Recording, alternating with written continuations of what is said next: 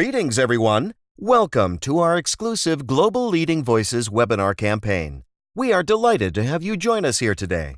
Please be informed that if you have any questions during the presentation, you may type them into the question box in your control panel. The presenter will answer your questions at the end of the presentation accordingly.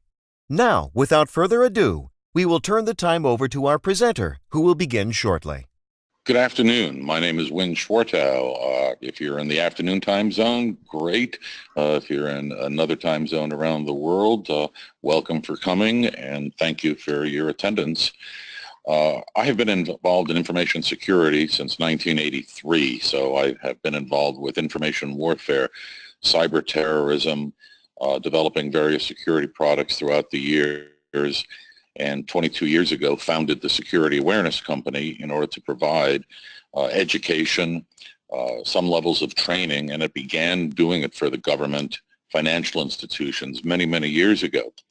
And some of you may recall, who have been in the field for quite a while, that in the early days of security awareness programs, they were very, very expensive, very, very customized, and we could only produce a handful, 5 or 10 per year, because there was no other way to really do it in those early days. However, in the last 10 years, the industry has evolved a great deal, and there's an awful lot of effort made for making security awareness programs for organizations of all sizes, whether it's the SMB, very tiny organizations who may still have to live with some level of compliance, or the large enterprises that have 10,000 or 20,000 or more employees that may be in multiple countries around the world that all have very, very specific and oftentimes different needs for security awareness for their various levels of employees.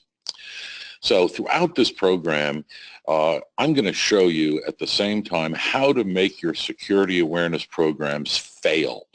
Absolutely fail. And these are based upon sort of the things that I have seen in the last 22 years of building security awareness programs and working with industries from the financial sector, healthcare, government, education, manufacturing, research, pharmaceuticals. Ultimately, when we're talking about security awareness, we're talking about a general awareness for the majority of the users. And I will get a little bit more specific about that as we go through the presentation. But as I show you how to make things fail, it's going to be up to you a little bit to also say at each point, how can I take this point of failure and turn it into something that will actually work? So there are many, many ways to make programs fail, and I promise you every single thing I'm showing you here will be the truth. They have come from real-life examples that I've actually been involved in. Number one, your program will absolutely fail if you make it boring. Make it mind-numbingly boring so people do fall asleep. And this is key to failure. Absolutely key to failure, because people like to be bored, don't they? And then they pay attention. So that's the number one thing that you have to do to make it fail, which at the same time should give you a pretty good idea of some of the things that you would need to do to help not make it fail. And that's called don't be boring. A lot of organizations say graphics are just get in the way. They eat up all sorts of bandwidth on the network, whether it's video or multimedia static content or GIFs or animations. They think that using really small print and lots of text is the way to teach people security awareness, because using pictures conveys things the way people like to read and like to gather information today. The concept of infographics is comparatively new in the last 10 or 15 years, but still an awful lot of organizations traditionally think that graphics are not the way to do it. In our belief system, and what we have done over the last 20 years, is people don't read as much as they used to. And graphics helps get the message across very easily. And if we look at any magazine today, we see that infographics and less words, bigger fonts, A variety of visually stimulating things will get people's attention to pay attention more. Security is a serious business. It is not funny. It is not funny at all, is it? So why should we use humor? Why should we make people laugh? Well, there's an awful lot of security and awareness programs that, in fact, will not allow their organizations to use humor at all because work is a serious business place and not to be having fun. On the other hand, when people smile, what happens? Their barriers go down. They put that smile on their face. Their brain turns on to being receptive to ideas and learning. So for those organizations that want to fail, absolutely make sure you never use humor. This is absolutely a true story. We were doing a project for a large financial institution, and we developed a very nice program. It was very custom, very, very expensive because it met exactly the details that they wanted to do. We developed it over a period of 4 or 5 months. And finally, when the middle level management people took it to the CISO says, get rid of it all. All we want to do is teach policy. Tell them what they can do, tell them what they can't do, and tell them that they will get fired if they break policy. The failure of that program was profound, absolutely profound, with less than a 1% participation rate of an organization of over 20,000 people. And that was all because the CISO said, all I want to do is teach policy and compliance, and everybody should follow it. Guaranteed failure. From the movies, from books, we talk about telling and not showing. If you tell somebody something, are they going to remember it? Or if you show them something, are they more likely to remember it and retain that information and perhaps put it to good use? The media industry, the movie industry, the professional plays, they are always done in 3-act plays, and they show the story. They don't just tell the story. They show the audience to allow them to participate in it and become emotionally invested in the program. The same thing occurs with security awareness, that if you only tell people what to do, they are going to ignore you and you will fail. When you're doing your program, do your best efforts at how to show them what works, how to show them what works for themselves, what works for the company, and overall good security practices. Show, don't tell is the way to make it work. Some people confuse awareness with training, and I tend to look at awareness as being a marketing and advertising campaign. Some people think that Coca-Cola wastes $3 billion a year just to make the name Coke. Very popular and inside of everybody's mind. Same thing with Nike and lots of multinational organizations. In my mind, that is awareness, getting people to think about the simple things. I know Coke, I know Nike, I know security awareness, I know I shouldn't click on stupid things. The difference between awareness and training is very, very strong educational material that is designed to increase somebody's actual technical or operational knowledge in order to be able to do their job. From an awareness standpoint, what we're really trying to do is get people to at least think about it, to make informed decisions and know when to say, I need help. I am not qualified to make this decision alone. We teach little children, don't cross the street in the middle. That's awareness. That's not training. So when you take a program and you try to make it so complex that it becomes all about training, you will, again, find a wonderful way to fail. Perfect way to make it fail as well is never make your awareness program personal. Again, this is about work. This is about the office, a serious place to do business. So why should we teach people at all about personal security awareness?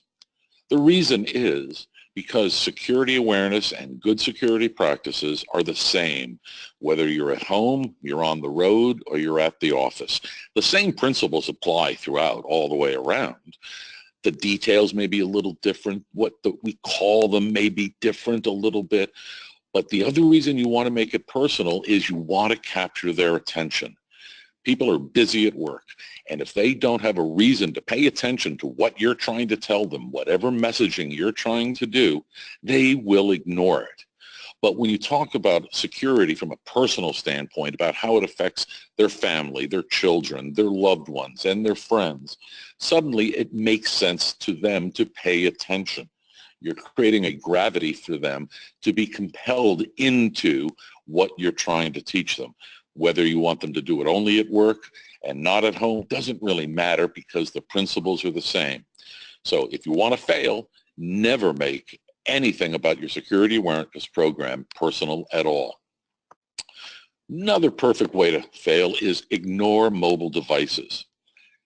Start adding up how many hours a day people sit at a desktop or a laptop and how many hours a day they have a mobile device with them. A recent study showed that the average person, whether at work or at home, just the average person, checks their mobile device 300 times a day. That's an astounding number. So if you want to fail, do not use and do not tailor your programs for the devices that they use and live on and breathe on all day and all night long. If you only do it make a program for your desktops or your laptops, you're going to find another way that will ignore your audience and they will never see your message. Your CISO or the CSO or the high-level executives in your company, if you let them into your production process, you will fail. They may have taken a course in college about movie production or script writing, or maybe they took a creative writing class. Does that make them an expert at doing security awareness programs? The answer is no. Every single time we have seen a CISO get involved in the production process, two things happen. One, it takes longer. Number two, it makes me more money, because the amount of money that they are going to spend to keep redoing it and trying to fix it according to what the CISO wants and thinks it ought to be is very different from what it should be and what is known to work. So again, if you want to let management into the production process, you're going to take a lot longer and you're going to pay somebody a lot more money to get it done. Another way to fail is never tell your audience what you're trying to achieve. What are the goals of this program? What do you want them? What do you want from your audience? How do you want their behavior to change? They have to have goals in mind. And some awareness programs, as I'll show you in a minute, are about games and feeling good about themselves. And part of what we as security awareness professionals have to be is to help people make themselves feel good about what they're doing. And you have to give them that basis, the foundation of the designs and plans, so they know why they are participating and taking time out of their busy day to be part of this program. Another thing I have seen just over and over, that people think, oh, we're going to do this great awareness program and we're going to do 50 courses and 100 videos and 35 posters, and they go on and they try to do this huge program. It fails every single time. You need to start small, get your feet wet, earn a reputation from some people within the organization, and grow it from there. Let the social aspect of the program, let the interest part of the program increase and become organic in part of it, versus just taking a fire hose of data and shooting at them. If you overload them, they're going to ignore you. They're going to totally ignore you because it's too much information. It has to be done in small bites, small chunks, and follow the concepts behind the learning that we now know how it works from neuroscience. Make changes small. Make the changes small, because if you try to make changes to your program and demand them instantly, overnight, that everything is going to have to change, again, you're going to fail. It's trying to do too much, too fast, and that is a recipe for failure. When you're designing a program, put in realistic goals, as we talked about, and realistic timelines. You're not going to see a huge success in your program in 30 days or 60 days. It is going to take several months to make that happen, to make it work, and to be able to start measuring the results of it. If you involve corporate communications in your program, you have another basis for failure, because corporate communications are the people that regulate and control how your logo is used, what sort of fonts, what sort of colors are allowed to be used. If your entire security awareness program looks the same and feels the same as the kind of materials that corporate newsletters and information dissemination is, people are going to visually assume, oh, that's the same old thing, I don't care. So when CorpCom gets involved, we have seen nothing but nightmares. Keep them as far away from your awareness program as possible. With that being said, corporate communications should have a guidebook that we call the Copyright Police Guidebook to give to your awareness program management so that they can comply closely with the very important things, especially when it comes to logo. But when it comes to running the program, keep it away from them, because your security awareness partners are professionals who know how to do these things correctly. If you use the rule of three, you will succeed. If you fail at the rule of three and don't use it, you're going to make your program not work. Think about it. Think about jokes, sex, drugs, and rock and roll. Three men walk into a bar. Classic humor is all based upon the rule of three. The reason it works is called it's physical cadence. Our bodies, the human genome, and our cells are built to emotionally react to threes. And it's called the bup, but-up, but-up. Yeah, that's a clear English word, bup, but-up, but-up. But it resonates instantly with people because we as human beings react to it emotionally and we understand it. So in security awareness, we use the rule of three, as I'll show you in a little while, some of the very specifics that make it work so well. If you hire an English major, you're in trouble. They're going to try to make every single word absolutely perfect, and that doesn't matter. What matters is communicating to people in a way that they understand and can relate to. That's much more important than trying to be absolutely precise. And that is why you also want to be able to use common language, language that the average person uses. You want to speak to them, with them, to allow a communication. You don't want to be talking over their heads. Otherwise, what's going to happen? You're going to lose them. On the other hand, some companies say that being too casual is unprofessional. I absolutely disagree with that. And based upon 22 years of doing this, I think we have the evidence to absolutely back that up. If you use formally structured instruction, you're back to the issue of training. Are you really trying to train people, or are you trying to get them to recognize little things around them? There's a box in the hallway. There's something happening on my computer that's strange. This email feels funny. Something just isn't right. Who is that guy at the end of the hallway? I don't recognize him. That is what awareness is. In the military, it's called situational awareness. If you go down structured instruction process, you're back to training people on how to exactly institute a process versus just being aware of their surroundings and being aware of what to do if they see something that is not quite right. The goldfish rule is really pretty simple. The average human attention span is about 8 seconds long. If you try to keep people's attention for much longer than that, you have to have something that they want badly. And that goes back to humor. That goes back to making it personal. If you don't follow the goldfish rule and you make every single message and every headline 30 seconds, 50 seconds, 3 minutes long, you are going to lose your audience. Just think of your own behavior when perhaps you're on YouTube. Do you watch the 30-minute long ones, or do you watch the 2-minute long ones because they're entertaining and you get a smile on your face and you find the content compelling?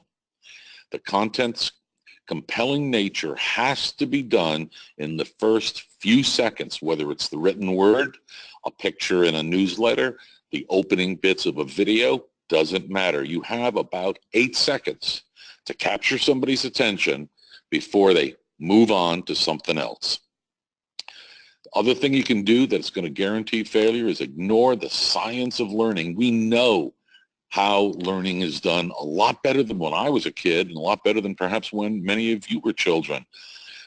Used to be good enough for me. Well, that's not so true anymore. We understand that our brain is an averaging machine. It is not a computer. And that means that we have to take new techniques, and that's called micro-learning and chunkification, trying to make people aware in small little bits, which again goes back to the goldfish rule. Keep it simple. Keep the messages short. Keep them very succinct, and repeat them on an off basis so that it's the same thing over and over, said in slightly different ways, hopefully with some humor, hopefully so that it's entertaining, because all of that works with the current understanding of how neuroscience works with the way the brain functions. Some companies go back to the issue of, oh no, this is a serious business. We can't have fun. Games, we'll never use games. Well, that's another way to fail, because games are interactive.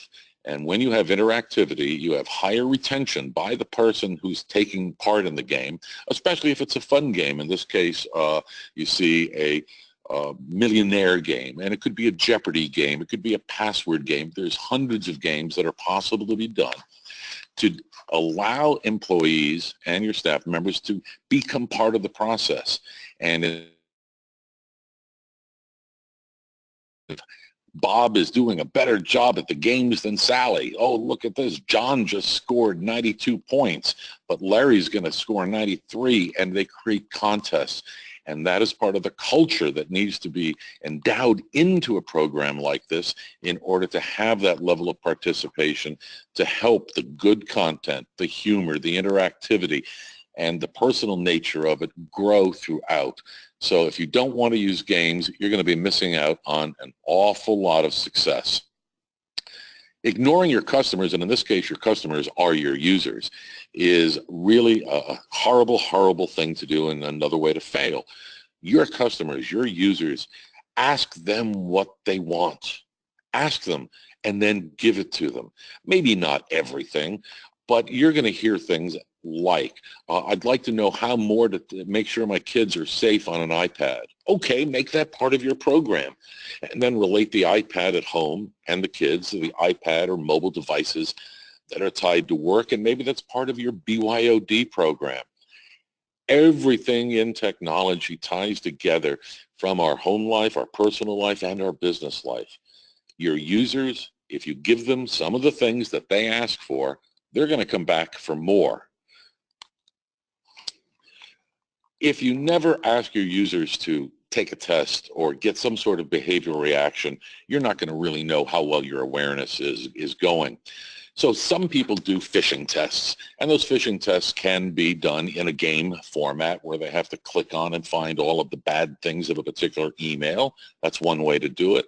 Another is a phishing program where they are sent emails and hopefully they don't click on the bad ones, because if they do, then they're going to get a black mark, and maybe then there will be remediation training that is built into the process.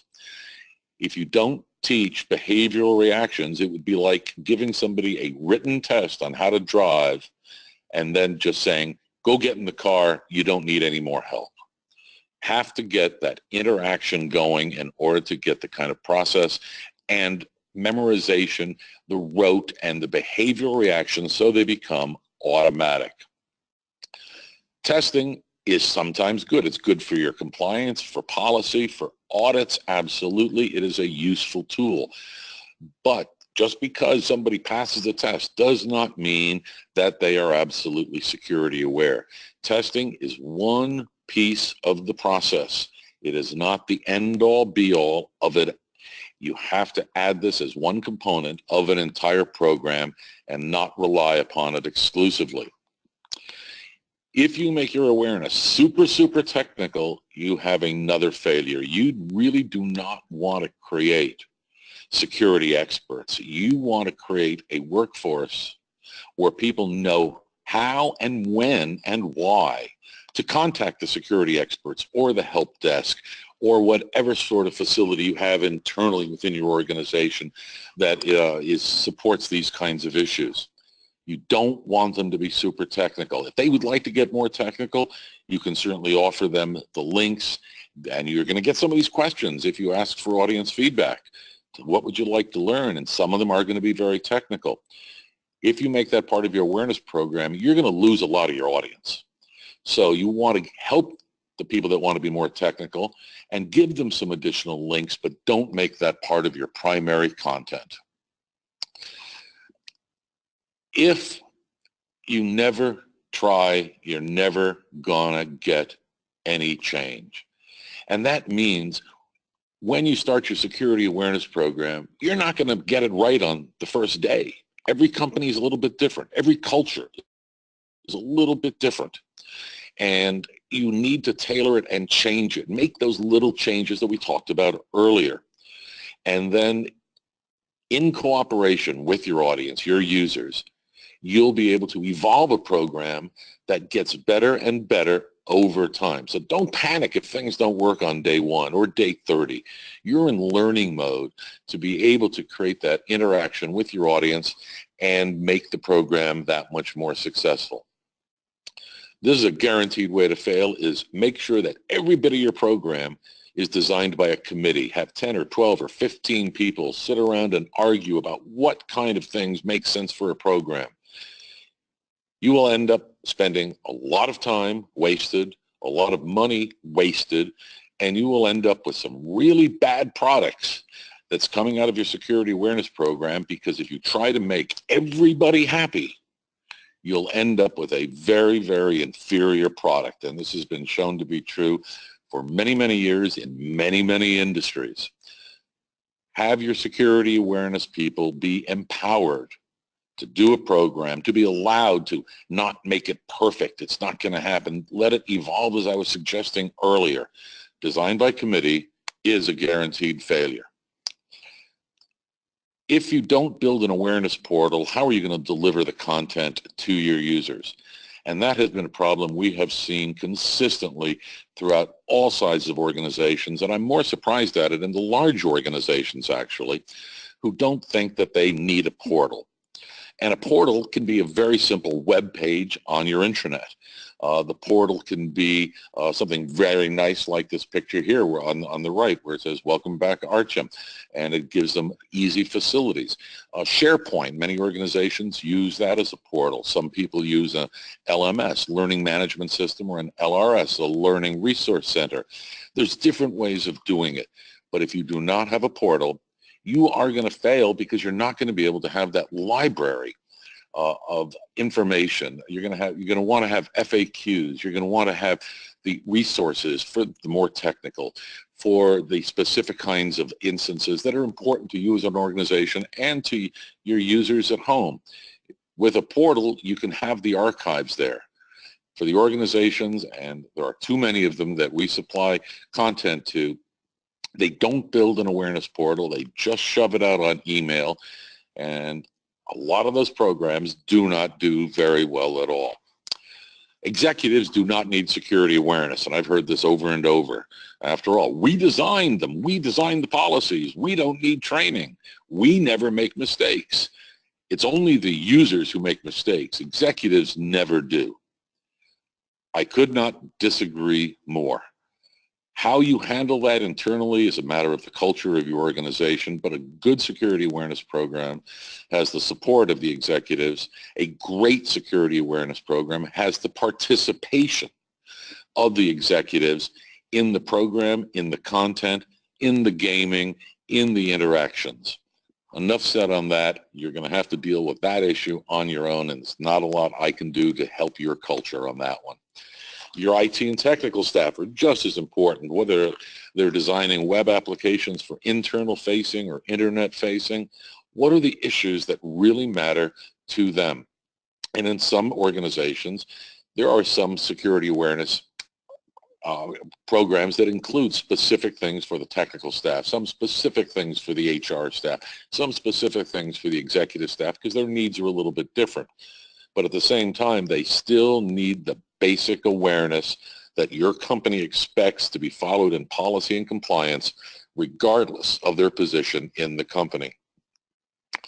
I've seen people using threats and giving orders. We did a program for a financial firm in New York, and almost every single slide, every single video, every single piece of content that we delivered had to have the phrase, if you do not follow this and adhere to this policy, you will be terminated.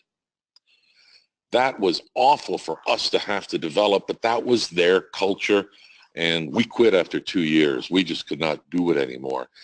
And hopefully there are not too many cultures left that think that threats and giving orders like this is workable. Leadership through fear is something that is very, very old and should not be part of any program, certainly in my opinion.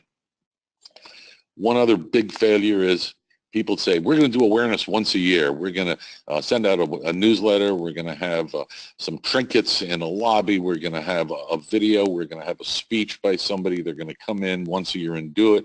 But in the real world, you have many campuses. You have telecommuters. You have people all over the world that cannot make that one-day event. You're not going to be able to reach everybody. Number two, once a year breaks every rule of education and awareness. Awareness is about constant reminding. That's why we call them marketing and advertising programs, where there is the constant reminding on a regular basis of very important high-level points. For those of you who want to do the once-a-year program, I recommend that you do it internally. Don't hire anybody and spend the money, because you will be wasting every penny you sent. Now, one of the things that we do in our industry, in the IT industry, is talk about taxonomies. And we try to do this now in the awareness world as well, because we want to get people to be able to repeat things easily. And that kind of goes back to the rules of three and understanding structures. So one of the rules of three that we've all grown up with is the CIA, confidentiality, integrity, and availability. And that kind of helps get people grounded a little bit in understanding what security awareness is. But there's a lot of other triads. Triads are pieces of threes, the rule of three, that really, really help. There are three domains we live in. We live in the physical domain, we work in the cyber domain, and we are the human domain. But they all interact with each other, because without the physical wiring, there is no cyber. If there's not somebody touching the cyber, then nothing is going to get done. When something goes wrong and somebody clicks on a bad link, that's a human in the people domain clicking in the cyber domain on a physical device. So when we start thinking about security in terms of domains, your users will understand this because it is so simple and so easy. Same thing with passwords. We keep trying to tell people how to do passwords, and the triad is the SNL, symbols, numbers, and letters. And you see here, this is graphical. This is exactly how we teach it, to make it simple, and depends upon what your particular configurations are inside of your resources. We get that, but fundamentally, the majority of where we're going will meet or require the SNL rule in order to have decent second authentication. This triad I've mentioned a few times. It's the many lives triad. We all live in three lives every single day: our business life, professional, personal life at home, and our mobile life, which is a little bit of both. It's a little bit of our professional life, it's a little bit of our personal life, but it's different. And there are different sets of awareness rules, awareness guidelines that are needed for each one of these. And part of any good awareness program is going to be talking about how you as a human, back from the human triad, works and functions and interacts in this one. And then within your organization, it's the population. You've got your users, you've got your execs, you've got your techs. And all of these triads intersect with each other depending upon what you're trying to achieve. And that goes back to the earlier point of what are the goals? What are the visions? What are you trying to get out of this program, and how are you going to measure it effectively so it gives you some realistic number? So from a triad standpoint, we've also got, we want people to react. Well, do you want a human reaction? Hi, I have to get on the telephone to call another human being to make a report. Okay, maybe that's one way. An automatic reaction. I see something and you have a hot button that's an app on the phone and you click on it and that causes an automatic reaction. Or is there a hybrid between the two of them? And these are an evolving set of ideas that for incident response reporting and remediation in order to mitigate the damages caused by security events, this detection response triad is becoming more and more popular.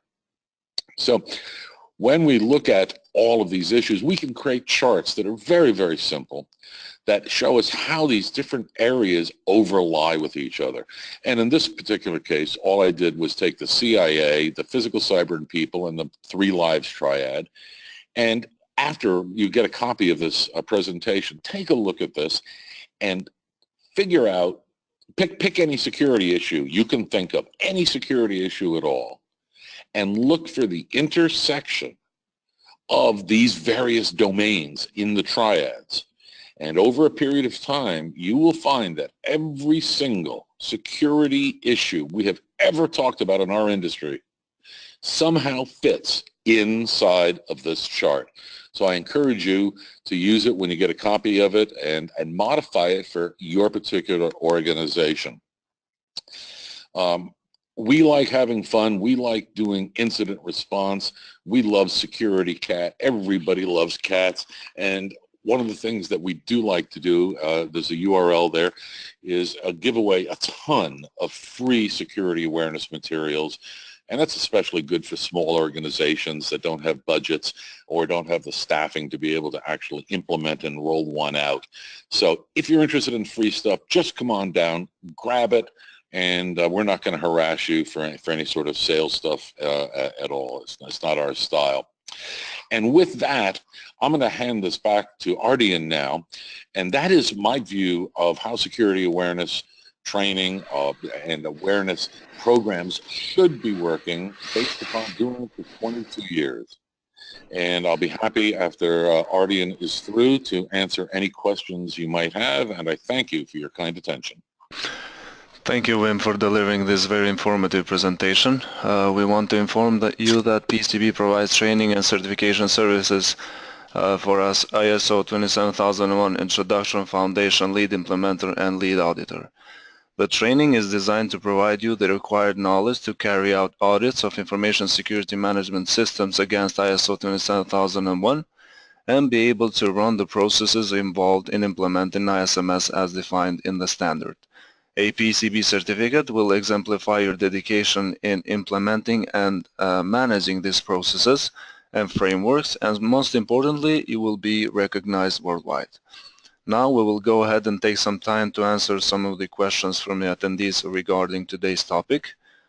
One attendee asks, which one of the rule of threes is most important when it comes to security programs? I'm always struggle when somebody says what is the most or what is the best.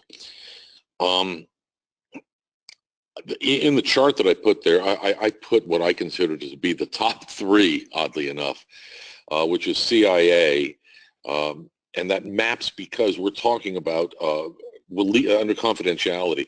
We're talking about the release of information. We're talking about data breaches, which is certainly more critical today, perhaps, than integrity violations. DDoS is an availability issue.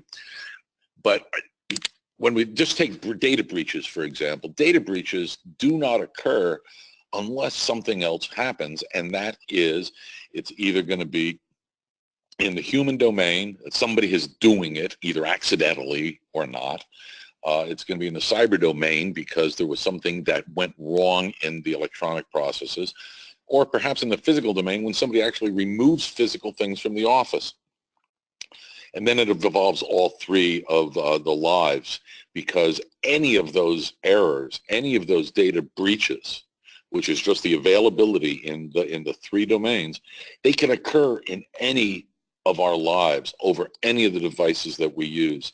And so that's why I picked those three as the most important, and I wish I could tell you there was just one, and I'm sorry I can't. Thank you, Wim, for the answer. Another attendee asks, how should I start in data classification task within the organization? Okay. The first thing you got to do is know what data you actually have in your organization, which is very difficult. Number two, you need to know where it both physically and logically resides. Sometimes when we're doing cloud storage, we don't know where the data is physically. We know it's logically over on Google Drive or internal iDrive or whatever it may be, but where is it physically? Are you running lots of VMs, which is a lot of cyber instances, on a single physical box or a multiple physical instance?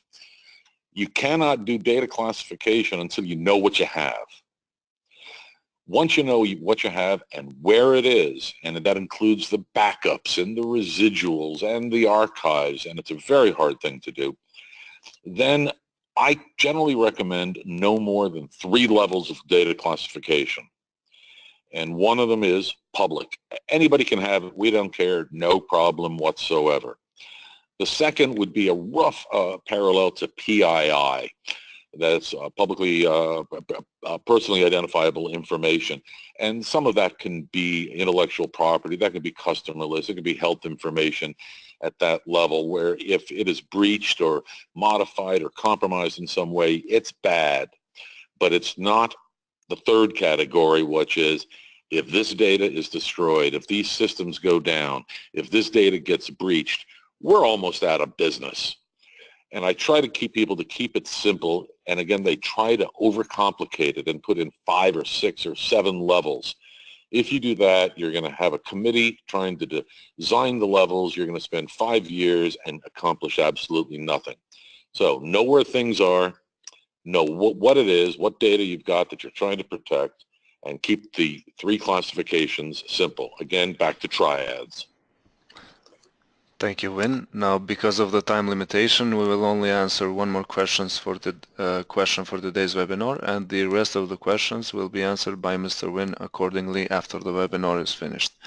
The last question for today is how to make or convince to the chief the importance to invest on security. Oh boy,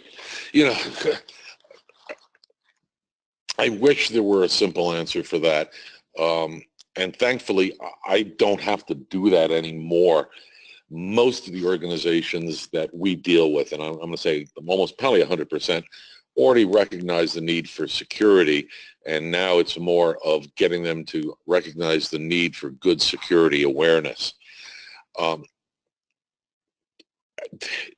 It's a risk analysis. I have nowhere else I can go. It's a traditional answer. Is your organization, your upper level management have to make an informed decision about how bad things could be depending upon what sort of security incidents occur. Is it a data breach? What kind of data? Were the systems taken down? How does that affect business? What are the long-term costs, reputational costs, financial costs, other resources that are wasted as a result of a security incident? And hopefully they understand risk analysis. If they don't, I do not have an answer for you.